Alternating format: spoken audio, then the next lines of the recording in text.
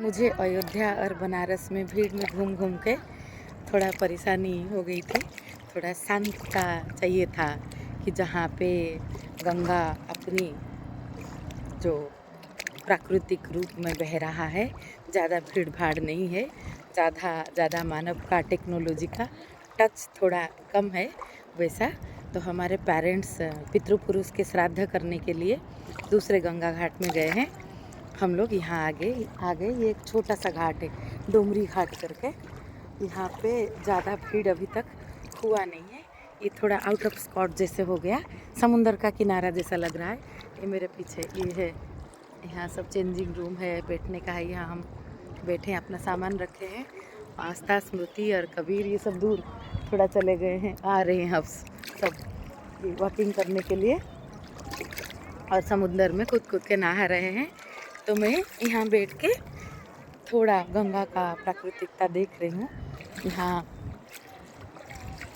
Naturally अपने आप ध्यान लग सकता है। थोड़ा सा कम बोट है, कम यहाँ पे मैं आपको दिखा रही हूँ। हाँ, यहाँ गंगा अपना, माँ गंगा अपना संत स्वरूप में है।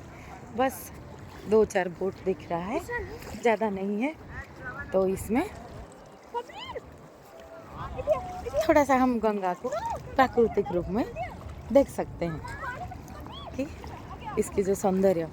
हाँ, हमारा जो केंद्र है आस्था, है, विश्वास है कि हम अपने क्रिएटर जो हमें बनाए हैं उससे हम जुड़े हुए रहते हैं। जहाँ से हम आए हैं हम सभी उसी की तो अभिव्यक्ति है ना। तो उसी केंद्र की आकर्षण में ही ये सब बना है। बनारस बहुत भारत का सबसे प्राचीन शहर है। ये बहुत ही शिक्षा का केंद्र रहा है, अध्ययन का केंद्र। तरह तरह के मार्गों के व्यक्ति अपनी अपनी केंद्र को खोजते हुए यहाँ आते हैं, यहाँ बस जाते हैं।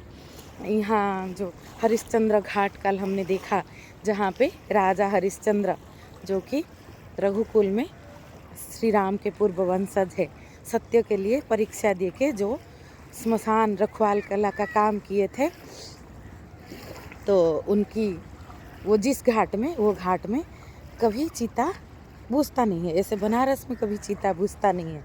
मृत्यु की जागरूकता को दर्शाते हुए अग्नि की ललिहान शिखा में हम जीवन की असली सच्चाई को देख पाते हैं कि आखिर तो यही है। तो आखिर अगर यही है तो क्यों इतना, अरे तुम दोनों क्यों परेशान कर रहे हो? एक वीडियो करने दो, खेलो यहाँ घूम घूम के खेलो। बाबू हाय बोल दो, बाबू हाय बोल दो, हाय। इधर आ जाओ, थोड़ा इधर आ जाओ, इधर आ जाओ, इधर आ जाओ। ये मेरा बाबू है छोटा सा। जा खेलो, जा जा जा खेलो, जाओ खेलो। मैं एक वीडियो बना लूँ, तुम खेलो आस्था के साथ। जाओ आस्था के साथ, पापा के साथ खेलो। तो मौत की जागरूकता का शहर है ये यहाँ। और मौत की जागरूकता जो है, आखिर सच्चाई और जीवन की जो मूल सच्चाई है, ये जीवन की मूल सच्चाई है, बाकी कुछ नहीं है। और इसको अगर आप पहचान जाओ, बाकी सब सच्चाई अपने आप खोलता जाएगा। ये मूल सच्चाई को पहचानना है। और ये हम देखते हैं, रोज़ सुनते हैं न्यूज़पेपर में, हर जगह, लेकिन ये अनुभव में ज़्यादा नहीं आता क्योंकि अपने शो में क्या हुआ बाबू? हाँ, उतरने के लिए कौन है ला बाबू? थोड़ा एक वीडियो। हाँ जाओ, पापा के साथ करो, जाओ। और जाओ दीदी के साथ करो, उधर पापा के पास जाओ, उधर भी कर सकते हो, जाओ। हाँ जाओ, पापा को लेके आओ। मैं अंदर ज़्यादा जाने वाली नहीं, पापा ही अंदर लेके जाएगा ज़्यादा, जाओ। तो मेरा बेटा को अंदर जाना है, बहुत ठंड है, मैं तो बहुत ज़्यादा नहीं जाऊंगी। मैं इधर पानी के अंदर थोड़ा शुरुआत में बैठ के थोड़ा इसको अनुभव में लूँगी। हाँ, चिता की ललिहान अग्नि शुद्धिकरण जीवन का अंतिम शुद्धि होता है। जब ये शरीर भी पंचतत्व में विलीन हो जाता है, वही होता है जीवन का अंतिम शुद्धि। फिर ये चेतना कहाँ जाता है, क्या करता है, ये तो हमको पता नहीं है। ये तो सो के अनुभव और ये दूसरे के अनुभव में आ नहीं सकता। हम इसको बस गहराई से समझ सकते हैं, इतना तो समझ सकते हैं कि जीवन जो है, अभी हम है क्रियावान है वो बहुत महत्वपूर्ण है कि ये हीरा जन्म अमोल सा इसको समझे और इसको ये क्षुद्र क्षुद्र चीज़ में ईर्षा निंदा द्वेष प्रवृत्तियों में सिर्फ जाने नहीं देना है। एक बहुत बड़ा जो है पृथ्वी का हम जथा ब्रह्मा पिंडे तथा ब्रह्मांडे हम उसी की ही अभिव्यक्ति है। ये हमारे अंदर धारण करके कौन है ला बाबू क्या हुआ रूम में क्यों जाना है बाबू मैं अंदर नहीं जाऊंगी पापा के पास जाओ जा जा जाओ जा बाबा को डाकी क्या नहीं ठीक को मामा कोइला को मामा ने बोला कि इधर आके मुझे नहलाने लेके जाओ तो उसको यहाँ पे अंदर जाना है साफ पानी है और ये लोग दूसरी जगह जाके एंजॉय कर रहे हैं तो वो बार बार मेरे पास आ रहा है।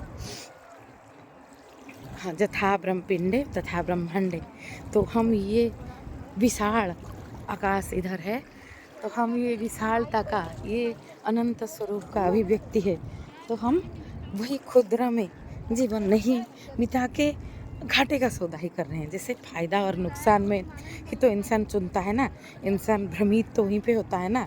जैसे ज़्यादा खाना खा लेना लगता है फ़ायदा है अगर जहाँ कहीं पे है, लेकिन वो घाटे का सौदा होता है। पुओ को नहीं हटिए मुझे वीडियो कर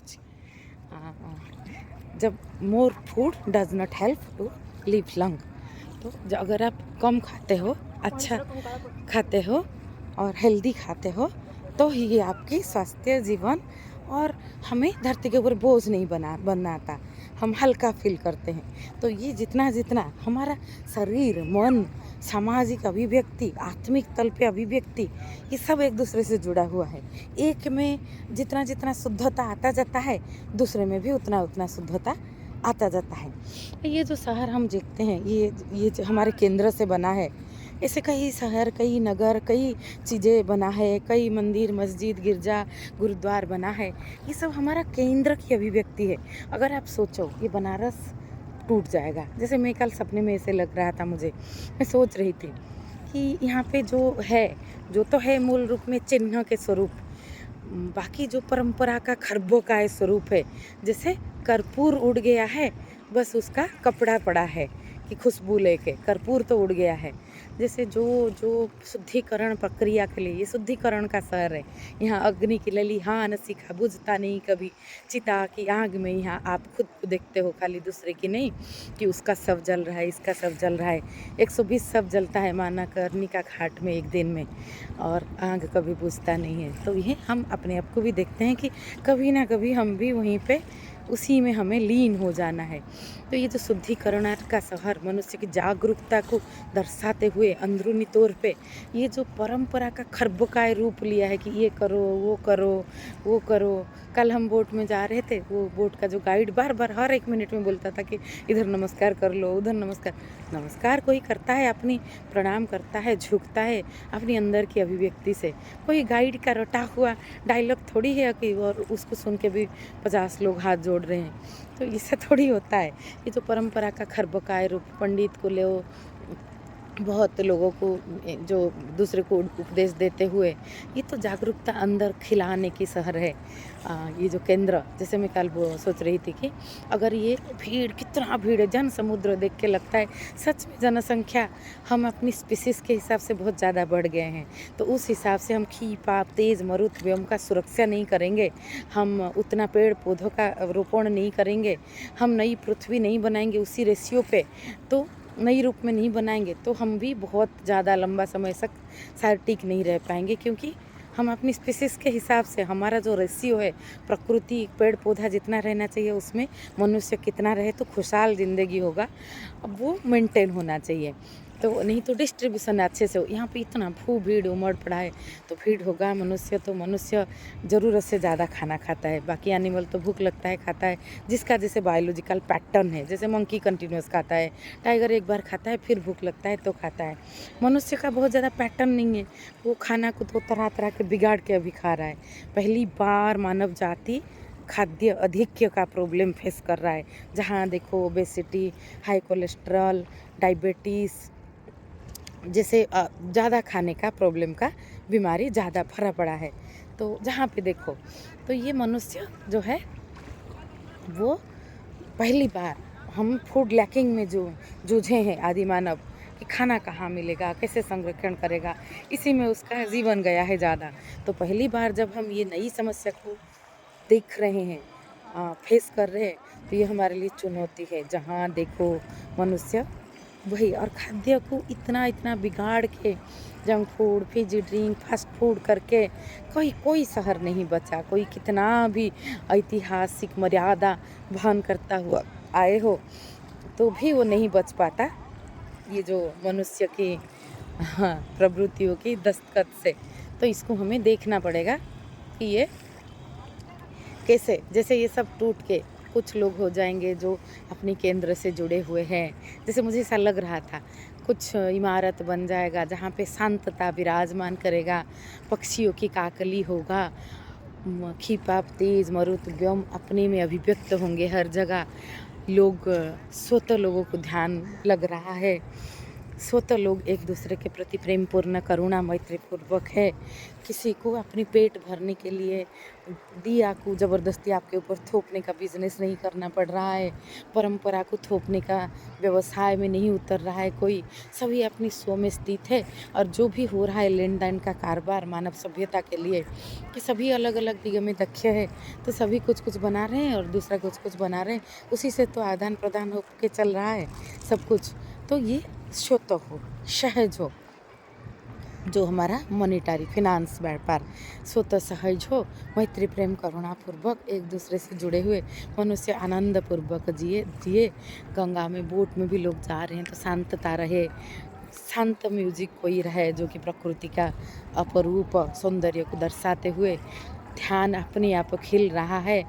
चिड़िया उड़ते हुए भी अपनी हारमोनी में दिख रहा है, लोगों के चेहरे पे खुशी आनंद की धारा झलक रहा है। फिर ये बहुत बड़ा उपलब्धि होगा। नया वाराणसी हम बोल सकते हैं, जैसे नई अयोध्या, और नया शहर, नया जीवन, नया पृथ्वी, नया मानव, होमो सैपियंस इंसान बनता जाए। बस इतना सा। नमस्ते।